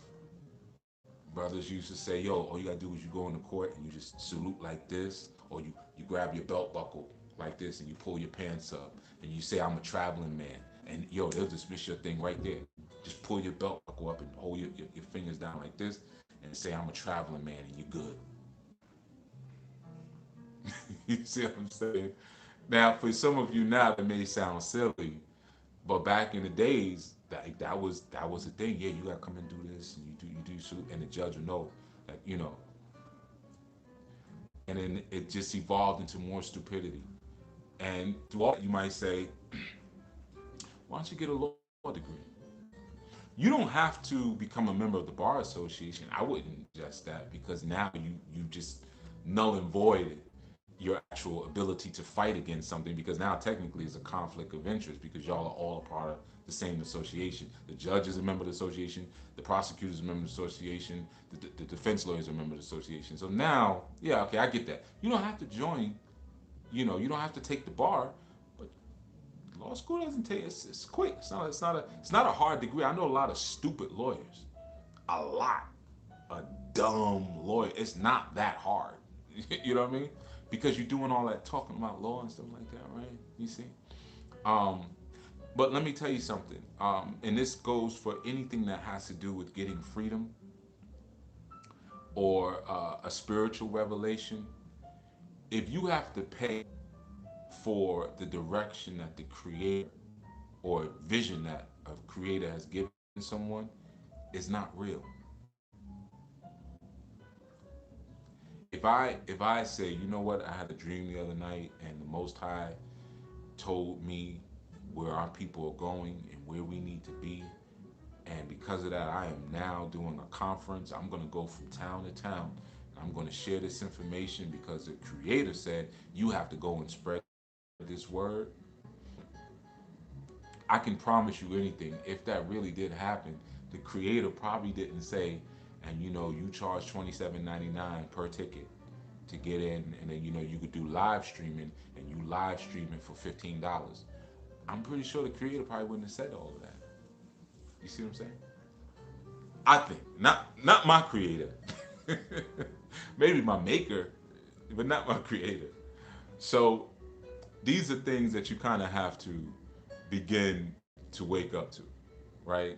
And you got to see which way you have to. I would implore you to see which way the wave is going, which way the Tao is going, which way the road is going, so you can start moving with a level of brainlessness. You start moving with the level of heartlessness, so that way the programming doesn't even hit the surface. You see, because that's where you're being manipulated at. That's the level you're being manipulated at. But when you're clear on the wave and you're clear on the frequency, I don't care what you tell me. I don't care. Yeah, I look, we doing it. I'm seeing the positive effects and influences on my life and the people around me, and I'm seeing myself and I'm feeling myself more in the presence of my creator. What are you talking about? You see, like I said, the vagina wants what the vagina wants, the penis wants what the penis wants, right? And then when we start to defy that, when we start to defy our natural position or our natural primelessness or our ability to, our potential to create, we start to get into trouble.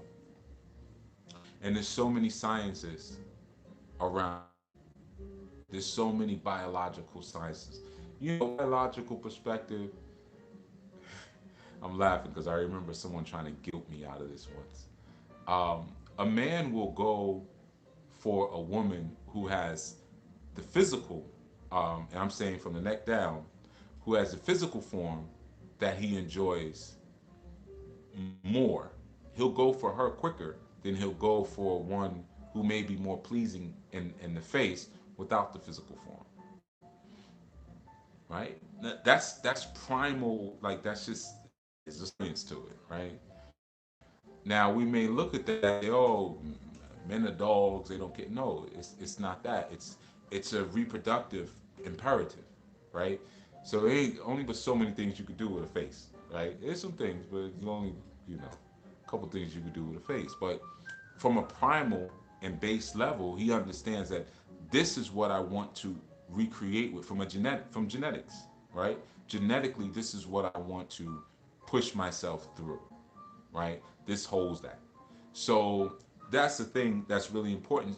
We're learning to get away from that. In the same instance, when you look at, there was so many surveys and so many studies done on this among Europeans, and they found that by and large that European men and women were more attracted to their counterparts who had dark hair, because scientifically they know that dark hair is indigenous to them, right? So the blonde hair, like we see like the Viking image or the blonde hair, blue eyed Swede, right? That's actually a new um, attendance and their ethnic group. So they know like you're someone with dark hair, that's an older attendance, right? So they find who represent maybe an older, we'll say, an older pool of genetics, right? That's among their people, you know. Yeah, the Aryan image, which ain't really the Aryan image, that's old Adolf who did that. Adolf changed that because Aryan it comes from Arab. It means dry place. So the original Aryan image was more like but Adolf was like, oh hell no, uh-uh. Adolf switched it up, And when he started talking about the super, because he wasn't blonde hair, blue eyed, so he flipped it and even started to create these new images of the Vikings, that they were these big Swedes with blonde hair. Nah, Vikings look more like Jack Black from Pirates of the Caribbean. That's what the Vikings look like. And you know what they were making him look? They gave him locks in the movie, so you know who he was supposed to be, or rather, what he was supposed to be. You know, but then when they showed his pops had the locks too. I was like, these guys, just come out and say it. At this point, these were niggas. So my point is that I'm saying that you gotta know the wave from the artificial, from the wave pool. You go to the water park, they got the wave pool you can get in. You gotta know the difference, because real serious time now with purge is targeting those who can't catch the wave, adaptation and change, right? Um, if you still have to be told about a bug out bag, you're gonna die. Plain and simple. If you can't out still, you're gonna die. If you can't go a couple days without eating, you're gonna die. And understand that dying means I don't catch the frequency. Dying doesn't just mean that um, my body expires. Dying means that I have not captured the way. I have not captured the Tao. That's what dying is. That's what it truly is. So when Yahweh Shai said, I am the truth, the way, and the life, you gotta look at, like, you gotta look at them words. Those words are important. I'm the truth, the way, and the life. Way and the life. Truth, the way, and the life. Right? So basically, if I don't capture that, then, because the last thing he said was life. I mean, he said, no man coming unto the Father but by me. But if I don't get the truth, if I don't get on the way, then I don't get the life. As I've told you many times, that we are in the process of borning. We haven't even come into life yet. We're not even there yet. You think just because you came out of mama's bush, you done? You're still being born. And then there's a moment when, while you're being born, then you cross quick. Your waking adult life is quick. Then you're dying. Sometimes we look at death like, yeah, I'm 80 now, or grandpa's sick, he can't get out the bed. Grandpa been dying. Grandpa been dying the last 20 years. You wasn't seeing it. You didn't see when grandpa was 60 and he said he wanted to stop eating meat at 60. You didn't see when grandpa said, hey, I got 3 children out there and I'm gonna go try to find them. You didn't see when grandpa at 60 said, I'm tired of going to this goddamn church. I tell him I ain't coming. you know, and instead of going to church, grandpa would, maybe started coaching a youth team or something. Grandpa was dying then because he was going through his transformation then. You see, he was getting on the dial then. He was getting on the road then. You see. But for most of us, we're still being born. And we can born and form in a way that is perverted, and we could come out maligned, so we have a malign death, you know, or or we could recognize where we're at, use the proper GPS positioning, and know where our current stretch limits are, and start pushing out. You see, and then we can begin to come closer to capturing capturing the way, and then really seeing what. Because for the most part, we're still trying to figure out what is life. It's like Beanie Siegel said, like, what is life? Like, what is this? You wouldn't know in the same instance a baby doesn't know when a baby is inside of the womb. Now, we say, I feel life growing inside of me. We say all those phrases. That's cool. There's nothing wrong with that. But the baby doesn't know what's on the other side, right? So the baby, as far as what we believe, doesn't know what life is. But then when the baby pops out, we say, oh, the baby's now here. So did the baby just come to life? We don't say that. We know the baby was alive inside, right? But when exactly did the baby come to life? when the sperm cell hit the egg? Did the baby come to life then, or do we read in the scripture where he says, "I knew you before you were formed"? Well, form talks about physicality. Even a cell is a form; it's physical. Right? You could pick a cell up and move it around. It's something physical. So that means I had a precognition before I had a physicality. I was alive before I was a cell. And that means that before I was a fetus, I was alive. Before I came out of that nappy dugout, I was alive. When did it really start? And if you're telling me I'm the truth, the way, and the life, you're telling me that I received the truth before I was even a cell? And how long does that take? So when I come out of the nappy dugout, am I really alive? Or am I still going through my process like when I was in the womb, to learning the life, to getting on the way? Truth is matter in its actualized state, right? So in my actualized state, I would be the truth before I had a body, because once I have a body, I become a lie. I become the illusion. So the truth existed before the body. So whoever and whatever I was before I came into physical form, that's actually what the truth was. And then when I started to multiply from a cell body, that's now when a lie began to form. Oh, it's such a ugly, oh, it's a pretty baby. Oh, it's such a quiet baby. Oh, it's such a noisy baby. That's when the lies start. As soon as I came out of that honeycomb hideout, now here, boom, the lie begins. But now I got to get on the way. So then when I get on the way, then I get to the life. Truth, the way, and the life. I am the truth, the way, and the life. So if I am the truth, the way, and the life, as Yahweh Shai said, is my journey of going through the truth and the way and the life, does that make me Yahweh Shai? Does that make me the Hamashiach? Does that make me the Messiah? Because I am energy as truth, then I am getting on the way, becoming the Tao, becoming the way, because we all learn to cultivate our own Tao and become our own way. And then am I now the epitomization of what life is? So then later they'll celebrate my life when I transition, celebrating the life of.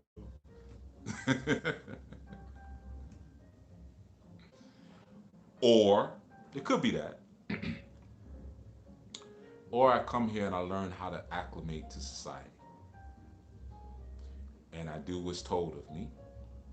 And I become a productive member of my society and of my civic community. And I live a good life. And then I die. And then I'll be in a better place. Could be that, right? Doesn't sound as exciting to me. Well, maybe that's what it is too, right? Um, at the end of the day, or at the beginning of the day, it is whatever you want it to be. That's the deepness of the Tao. We all have our own path. I don't want that. That sounds boring as hell, right? That's not for me. I'm not here to, uh, you know what I mean? Like I don't need no streets named after me and like that. I'm good. I'm good on that. I don't need nothing named after me. To be honest with you, you know, so everybody has their own path, and you may say, well, you know what? I'm a raise hell while I'm here. It's not about the legacy I leave behind. It's not about the stories I leave behind. But while I'm here, you know, I'm gonna go crazy. I'm gonna go wild. Maybe you're one of them, right? Or, you know, you may be more about storing things up for the afterlife, right? Everybody has again their own Tao. But we're in a time now where artificial Tao or artificial road or artificial path is being put in front of you, and you have to be able to see the difference, and you got to see the dots. Like I said, when the shaming culture came in, I just watched and I said, oh, okay, I see what you're doing. I see what you're doing. I know what this is. Accept the unacceptable. And then now they have a law that they're trying to push where um, people who identify as a certain gender, they're trying to, and when I say they, I'm saying lobbyists, are trying to push that if you do not accept them in an intimate situation or amorous situation because of their born gender identity, that civic charges can be held, can be brought against you. So what that means is, if you know, uh, Paris Paris T.S. Rose uh, says, "Hey, Chief, I like you, and I like you, and I want you. And we could do this the easy way, we could do this the hard way, right?" And I say, "Nah, I'm good. I'm not into that. Into what? I can have a letter come to my house. You see. So the thing is, that's a really deep thing if you think about it. So now you're making a choice for me as to what I'm supposed to accept, and you're writing it into legislation. That all came from the movement, because, like I said, the penis wants what the penis wants, and the vagina wants what the vagina wants. And just notice what's deep about it is that it only goes in one direction. So you could put a 800-pound female in front of a guy, and if he says no, he gets shamed. But you notice on none of these shows, article, podcasts, or anything, do they put an 800-pound man in front of a female? You ever notice it only goes in one direction? It's intentional. All the shaming is only in one direction. It's to get the patriarchs to accept something. You got to pay attention to that. It's very important. Um, and again, there's just a balancing that is being lost. You know, we see that played out in a lot of the relationship drama we have nowadays, because people don't understand the balancing of the Tao. I work with, and I'm going to close soon with this, but it's an important thing. There was a segment that I think it was the brothers that did a while ago on the Shima, and they were talking about uh, what are the things that would cause you to say no to someone, like in a relationship, like, or if you're courting or possibly courting. I think they said three things that would make you say are deal breakers or something like that, to that effect. You know, one of the challenges a lot of times that comes with that is that today, right, what we're dealing with today is that a lot of times, like when I work with different clients, like male or female, they're consistently telling me they like, women like to tell me what men are like. I'm always getting uh, guidance on men from non-men, right? Well, these men out here are this, and these men out here are this, and these men out here, men are this, and men think like this. Like I was told recently by someone that men are intimidated by a successful black female. Someone told me that. So I said, well, what do you think I am? And like, did you see me as a man? Because, like I told her, I was like, I've been cracking on you this whole entire time. Clearly, I'm not intimidated by you. But I'm just sitting here making fun of you for the past hour. Like, why would I? Think I'm intimidated? Right?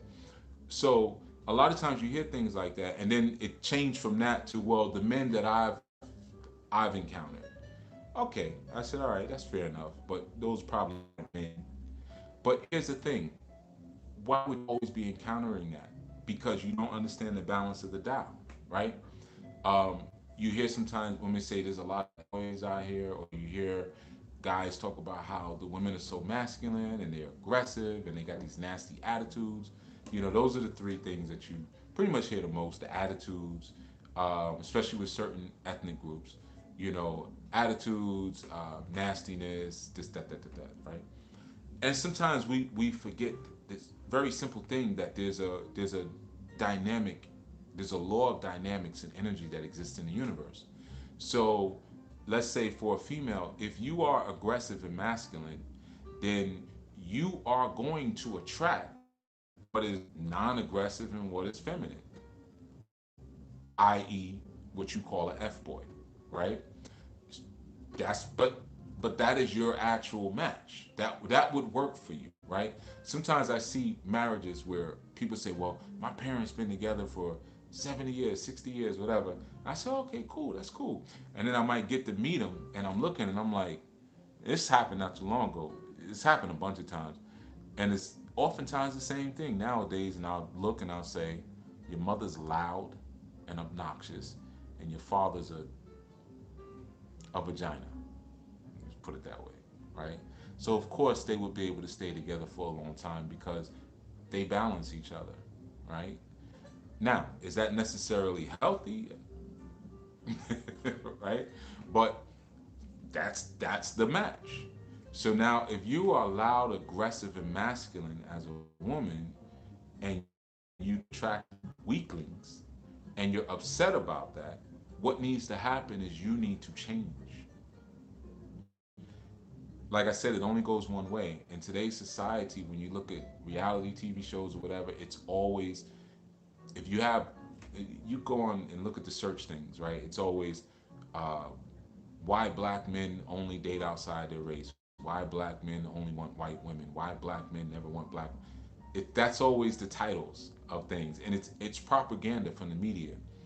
Um, it's never why won't black women change to accommodate the men that they want to be with. Nobody says that. That's almost offensive, right? Um, no self-respecting black man is ever going to be with an arrogant, loudmouth, masculine female of any race. Period. It's not because this one's a pushover. No, it's you refuse to change because you've fallen for media propaganda. Now let's go to the other side of it. These sisters are loud, they're arrogant, boom, boom. They want a dude who's 6'4" and makes $250,000 a year, and da da da da da. Yeah, yeah, yeah, yeah. Right. That's about we about to get shut down. Yeah, maybe. Yeah, that's a reality. A lot of women are putting forth very unrealistic demands, you know. But why those are ones that you keep encountering?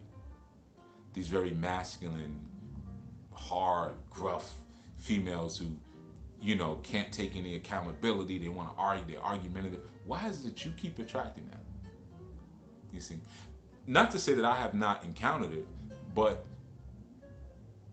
my encounter with females like that usually lasts about maybe 120 seconds tops. 120 seconds, unless I'm doing like a segment or a podcast and I'm letting it persist, and I want them to, and I'm making an example so people can understand something. Outside of that, no more than 2, maybe 3 minutes. Why? Because the first thing I'm gonna do is let you know you can't do that with me. You might be able to do that with your pops. Maybe your pops is a punk, your ex is a punk, your brother's a punk. That's fine, but you can't do that with me. So stop. So either it's gonna stop right there, or I'm gonna cut. I'm gonna terminate the exchange. That usually only take about 2, 3 minutes, right? So either if she came in that way, she's no longer that, because now I've cut the curse of media, right? It's like the prince who kissed the princess, and she wakes up to her true self, like, she could take the prosthetic phallus off and everything. I don't need this anymore, right? She realized, oh, there's a man in the room. you know, um, or like I said, sometimes people keep testing, she does. She's so blind, she doesn't realize, and that's when I'm like, you know what, beat it, right? So as a man, when you guys are complaining, or a male, as you guys are complaining about stuff like that, it says more about you and your energy, right? And the truth is, if you're soft, if you're not going out into the world and killing and conquering as all men should, then the perfect counterpart for you is the female who is out in the world killing and conquering and telling you about how successful she is, and you know this to that, and all she talks about is her job, and that is your actual counterpart. You may not be comfortable with it, you may not, because the way it looks, but that's for you, that you have found your match. You see, and everything I'm talking about is Taoism. It's Taoism. Um, and at some point, you have to look at yourself and say, well, if that's not what I want, right? It may be what you need, but that's not what I want. So let me adjust my attitude. Let me adjust my stance and my output and my character so I can actually get what I want. Because like Cassie Derwin just said, our mate, it is a fulfillment of what we are. It is expansion of what we are. It is a mirror, right? And not an exactitude mirror. Like I don't want to see me with a dress. You know what I'm saying? I want the exact mirror, but it is a fulfillment. All the things that I would want to do from a feminine perspective, she does, right? And maybe from a masculine perspective, it's the same. Who knows? I'm not a woman. I don't think from that perspective, but I do know that it's a fulfillment, right? So if I'm encountering a bunch of aggressive, hard, loud mouth, um, obese females, I have to look at myself and say, what's going on with you, bro? Because the universe is going to bring you your compliment, right? This is not, and you could do whatever you want. You could run to other countries. I know that's the big thing. I'm gonna go to Brazil, give me them sisters, or I'm gonna go to Africa. They over there too, you know. They're everywhere because ultimately you can't escape the Tao. You can't, it's all everywhere. You can't escape karma. You can't get around it. You're gonna have to deal with yourself. You're gonna have to build up your own internal self-analysis systems and self-assessment systems. That's what has to happen. You see, but you have to take that as a sign. You know, I have been with women before where I've told them, yo, the next dude you get with is gonna be a sucker. And I've seen it. They get with the next guy, and I'm like, look at this dude. Look at him. Like, he's so soft. And like one sister, I remember I told her that. I said, you lucky I'm the way I am. And the way I am is, it takes a lot to ruffle my feathers. But I used to tell her, like, if I was just a little different, you would have had your skull caved in already. Because the games that you are playing, most men don't know how to play those games, but they do know how to shut them down. And you playing a dangerous game. And I used to tell her, like, so either you gotta act right or you gotta go get with somebody who's a complete punk, which is what she did, right? And, and she brought it up to me one time. She was like, "Yeah, I guess you were right." Because she was like, "He's not like you. Like he's just I don't know." I said he's very yin, right? She's like, "Yeah, he's so yin." I said, "Yeah, because you're so yang. That's why." Yang doesn't want yang. That's not how balance works. Yang wants yin. Yin wants yang. Soft wants hard wants soft, positive wants negative, negative wants positive. So what it is that you're bringing into your reality is not just a reflection of what you are. It's a reflection of the mating call that you're putting out into the universe. We all have a mating call. We all have a mating call, right? Sometimes we just don't know what it is. You know, um, I had a sister tell me once how sexy it was. She was like, every time, because for the job I used to have, I used to like suit and tie, right? And I'd come home and maybe roll up my sleeves or whatever. And she told me one day, she was like, "It's sexy when you roll your sleeves up." Oh, okay. You know what I'm saying? I'm just like, I don't want the sauce to get on my shirt. I'm hungry, and I can be a sloppy eater. You know what I'm saying? Like I really be needing bibs and all that. You know, but she was like, "That's so sexy." So now that was a call to something for her. It could be, this is a brother who works all day. He comes home and whatever. I don't know. I'm not a woman, so I'm not trying to like flame stroke the flames of romance, feminine romance, because I don't really understand it.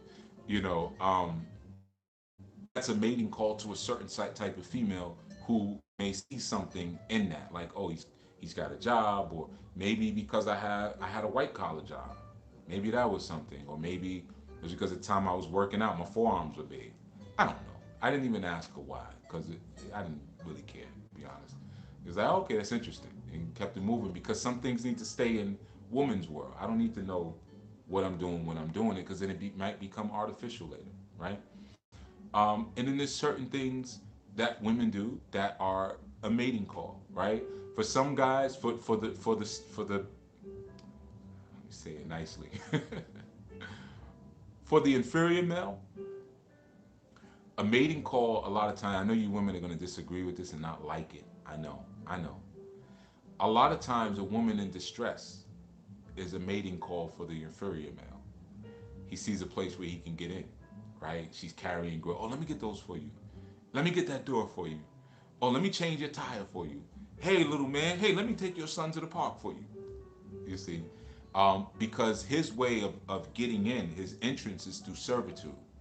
You see, that's the way of the inferior male. He's always in how he can serve. Oh, you got a business, sis? Oh, let me do your flyers for you. Let me do your website for you. And so he's coming in from that she's the alpha, he's the beta, you know.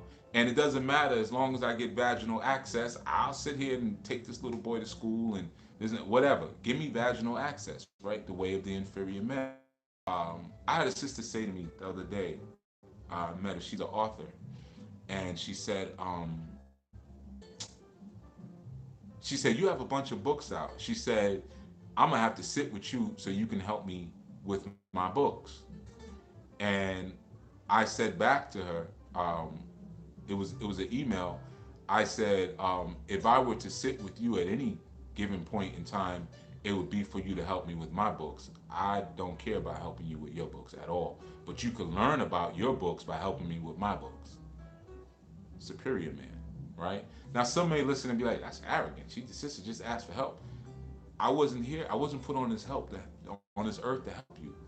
You were put on this earth to help me fulfill the vision. And then what happens as a consequence, you get put into position because you helped me. Michelle Obama, I mean, we always like to cite her, right? You get put into position because you helped me. That's the natural divine order of things. I'm not here to help you. I ain't one of them. You know, there's plenty of them out there though. You can find them. Don't worry. You know, you'll find them, but you didn't find them here. Suffice it to say, I ain't heard from her since. That was the last exchange. You didn't really like that, but that's an example of keeping the balance of things. So the Tao is in everything and it's everywhere, and a lot of times, even in our relationship pursuits, you find it's present there. That need for balance, or like I said earlier in the call, like doing without doing, knowing without knowing. Being in a relationship with someone where you don't feel like, oh, my man is coming over Friday, and you got to set up entertainment for him, or my lady is coming over, and I gotta figure out something to do, because this is not someone who you could just sit in a room with and relax, because you don't fit. It's a bad fit to the environment, right? If I'm on this segment and I'm talking and you constantly saw me doing this, that means I need to shave this beard or wash. I need to either wash or shave my beard, because it's not a fit for my path. Anything that is consistently, and I'm just reiterating for those who came in late, anything that is consistently bringing your awareness to it is either improperly constructed or is not the fit for your environment. Again, whether it's a shirt, pair of shoes, person, a belt, whatever. The whole science of Taoism, and when you get to that higher point of meditation, is like people say, is full awareness. It's not true. It's not true. The highest point is no awareness. You're not aware of anything. You think about it, when you're doing something that you're immersed in that becomes blissful, what is the first thing you lose awareness of? You all know the answer. It's the easy one. Time. And it's, oh my goodness, time got away from me. How long we been in here? Right? That's the first thing you lose connection with, because time is related to gravity. So once a part of you starts to elevate and get lighter, that's why you find people who are dealing with higher, you got it now, People who are dealing with higher awareness, they eat lighter. Literally, they eat lighter, right? Now, of course, we have the images of Buddha and stuff like that, but ultimately, you find that most gurus and sages, they don't talk about, yeah, have me a big old steak with a, I don't even know what you put with steak, potatoes, I think. Yeah, have me a big old steak with a potato and eggs.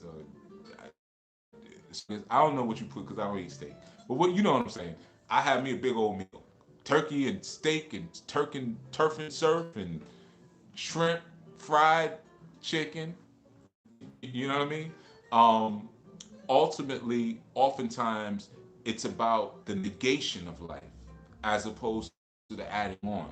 Everything is about emptying. See, that's what mindlessness means. Or when Bruce, he brought up that quote, like I said, the Mitzni Kokoro, but in English, it's just mind is water, right? So it's the whole aspect of it being water is that it's completely susceptible to the wave. So that means it's empty. There's nothing in there. There's nothing. My mind is just in the moment, and wherever the wave shifts, I'm here. I'm here. I'm here. I'm here. I'm completely in the moment. That's the science of that, right? So there's a sacredness there of losing so much of yourself, which we always believe. Don't lose yourself. Lose yourself. Lose yourself. That's the only time greatness comes when you lose yourself. Bob Marley performed, at least even in the video. Tell me that wasn't an image of somebody losing themselves. And we ain't never, I'm sure it might have happened, but we never seen him fall. And dude, because he was a short little guy, right? Dude always had on them heels, cowboy boots, and them long heels. And his balance was off all that hair, right? And he'd just be in it. He's in the moment, singing in the moment, dancing just, and high. Because he would lose himself. And when you lose yourself, you see him now. I'm just going with the wave. I'm with the wave now. Not thinking, not thinking, not trying to be deep, doing without trying, knowing without knowing. You see, that is the sacred science that we're getting to. So that ability to empty all things out, so I'm aware of nothing. And why am I aware of nothing? Because I am in the perfect environment. And oftentimes, to get into the perfect environment, there has to be a negation. Right now, the environment that you're in, you're probably aware of things. Oh man, I need to clean up my table. Oh man, I need to sweep later on today. You need to change that light bulb. That bulb been flickering, or this, whatever it is. Um, Anything that draws your awareness is not the fit. You notice as you get older, you know, um, older people want to be less aware of things, right? They start wearing pants with elastic on them. Man, you wear this? I ain't got to bring no belt out in case I forget my belt. And it's comfortable. You should get yourself a pair. You start your elders be telling you stuff like that. Get yourself a pair. Not yet. Not yet. You know, um, they wear sweatsuits every day. They don't want to be encumbered by the thought of clothes. You know, um, or you have certain people like y'all probably don't know EA Ski, but certain people like Ice Cube, right? He wear the same thing every day. Dr. Dre, what do they wear every day? Black shirts. Dre wear the same shirt not the same shirt, right? But that same outfit every day. Why? Because that's a business science. Because I don't have to waste time standing at my closet in the door and trying to figure out what I'm gonna wear. I wear the same superhero outfit every day. Boom. You see? So this is oh you okay, yeah, you West Coast. Yeah, so you would know. But that's the thing. The negation of the year becomes a uniform, right? The negation of things now allows me to empty the mind, which allows me to do great works because now the spirit can completely flow through me because I'm not distracted by my awareness. You see, that is being on the path. When your mind, we become empty-headed. They say empty out the mind, come like water. It's empty now. You see, that is the highest achievement. Sometimes we see that in our elders and we get alarmed. We don't realize that some of these, you know, there's a lot of science there. I know I froze there for a second, but Like I was saying, some of the things that are classified as diseases aren't really diseases. You know, we look at high blood pressure, but we don't understand the alchemy. What is the body doing that's creating all that bubbling up in heat? What's happening? you know, um, or we look at someone as they start to age and they go backwards. They start thinking they're a child again. Well, that's called time travel. You know, you're looking at your 70 or 80 or year old grandmother, great grandmother, and she's telling you that's from her childhood that she probably didn't even remember before she started to. You know, she complaining about her sister taking a doll, or, you know, we got to get home, or Papa gonna be upset, something like that, right? You don't realize that the past is the future. You see, when you travel back in time in your mind, if I say tomorrow we are going to do a regressive psychology or regressive memory experiment, we're going to go back in our minds tomorrow. What does that mean? Tomorrow we're going to go to the past. So that means the past that we travel to is actually the future. You see? So if I'm able to go back within my psyche, because where the mind is, the body follows, and everything is constructed of the mind. So not only does the body follow, the universe bends itself towards the evolution of the mind. So if I go back into my mind and go into my past and begin to change what things were in my thought, my mind sphere, then that would technically change my present. I was with a sister once years ago, and she said that she had some children, and she was like, "Those are your babies." And I was like, "Those ain't my babies." You know, the father was still in their life. She was like, "No, because we should have met when we were teenagers and this and that and da da da da." And she was like, "That's all I'm gonna put my mind to." I was like, "Well, we have to agree on that one." And kids is bad. Kids is bad as hell. I was like, "We ain't doing that," but it could work. It could work, right? If we both put our focus to that and really say, yeah, we met when we were 15, we were high school sweethearts, da da da, then we had these babies, and if that was a complete time traveling, because we could synchronize our thoughts in that, and in the future would change. Eventually, those children will be seeing me as a father. The father will begin to fade from memory, right? That ain't what I wanted. Nice, sweet sentiment, but I'm good, sis. you know. But that's the reality. And she said that because I was teaching her about time travel, and she was like, "Wow, then we could go back and you know, paying that child support. I'd have regressive child support from back. Nah, dog, let him. He got that. He got it. you know. So that was a long time ago. But the point I'm saying is that that's all about finding the path, getting on the path, and getting on the way, and that's where we are now. You know, I know this was a lot to take in, you know, but I'm only with you once a month, and willfully you understand what I was saying, you know, and again, I'm not really here to condemn anybody. Like if you're a brother who keeps finding that you're running across these aggressive, really Americanized, kind of feminist females, you know, don't think I'm just condemning you like, oh, you soft. Or if you're a female who keeps running across these very directionless and weak males, I'm not, you know, condemning you. I just like, oh, well, you a dude, you know, in a woman's body. You know, I'm not saying that, but I'm saying that we all have adjustments that we have to make, and we have to understand. You know, we have to be able to, a lot of times, look within and look without. As I said last time, we don't realize so much how far we extend outside of ourselves, unfortunately. And when things come to us, we're stuck because we watch Secret, but we didn't really learn the law of attraction. We learned a little bit, and we think, okay, if somebody mean comes to me, it's because I'm mean. If someone nice comes to me, it's because I'm nice. No, the universe works on balance, not likeness. Because if it, well, that's why we have men and we have women. Let's just say that. I don't want to kick up too much dust, but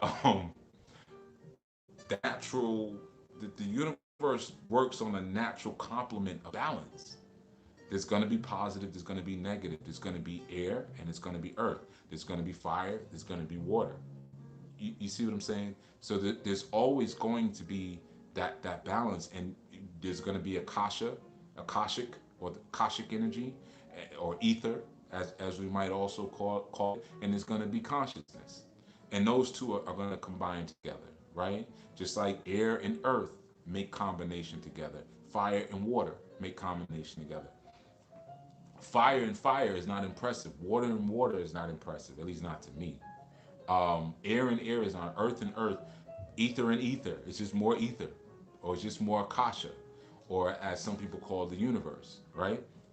Okay, and but when there's that combination, like I said, with a mountain, for a mountain to be impressive, there has to be a decline, incline. Okay, and what makes it the mountain? The fact that it goes up and it goes down. Okay, cool. What makes music music? The fact that it's noise and then there's silence. So it is that's what you're attracting. If I'm making a sound, or if I'm making a note, the universe is going to reply with a silence. Stop. There's a silence. You see, I can't do this and it rings out. It creates a wave that rings out, but the sound is in the moment, and then it changes and changes and changes via wave. Like I've said many times, the balance is even in your breathing. Take a breath, try to hold it. Watch what happens. The universe, if you take a breath, if you breathe in, based upon the law of attraction, you should feel a gust of wind. Not the law of attraction, but the misconception of the law of attraction. You should feel a gust of wind. But that's not what happens. When you breathe in, the universe just waits. Says, come on, come on. Oh, here's my other cousin texting me. I hope somebody else didn't die. I'm not even going to reply to that. But the universe, I can wait. I could wait. I could wait longer than you can. You're going to get that back. I'm going to take it right back from you. You see? That is the law of attraction. That's the law of attraction. You see, they always, they when they know that the wave is directing you towards something, they always give you the fake version to think that you got it.